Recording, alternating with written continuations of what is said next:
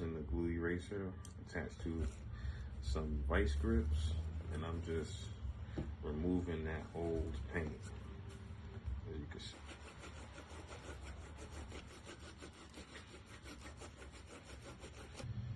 Go all the way around. Okay, so now after you got your midsole pretty much stripped,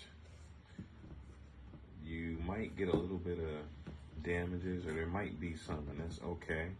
Like the midsole is gonna look a little cruddy sometimes depending on the age.